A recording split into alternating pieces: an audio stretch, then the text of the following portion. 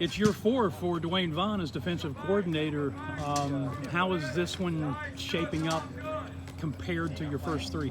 Yeah, I think we just got probably the most depth we've had. Obviously just a lot of guys that are choosing to exercise that extra year they got due to the COVID season.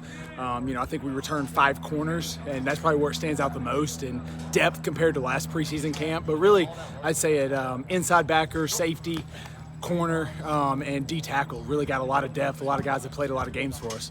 It's interesting to hear that you've got that many corners and have that depth really in your whole secondary, because I know with injuries a year ago, there were some things that you would have liked to have done schematically that you could not do because you didn't have the personnel. So how does that free you up if everybody stays healthy? No, absolutely. And obviously with the way the league's going, 2 or 3 years ago, it was a very run-heavy, option-oriented league, and it's becoming more of a wide-open spread. In the past, Samford was kind of the outlier, where really Samford, Western Carolina, everyone's opening it up and going to throw the ball and really force you to play in space, and that's just going to allow us to get more guys on the field, more DBs on the field, and play a little bit more man coverage that we weren't able to do last year. What was your overlying message day one? Just do the common things in an uncommon way, and then also the things that stand out is that last period. We lost 2 games on defense. Western Carolina, ETSU last year gave up a touchdown drive with less than 2 minutes to go in the game. And that's the difference of a championship team and a team that's 6-5. And we're talking about we're trying to go from good to great. And you just got to be able to dig deep in that fourth quarter. In the SoCon, you got to bring it every single week. Everybody's got really good players, really good coaches, good scheme. And like I said, so it's going to come down to who's going to be in the, able to execute at a high level when all the money's on the line at the end of the game.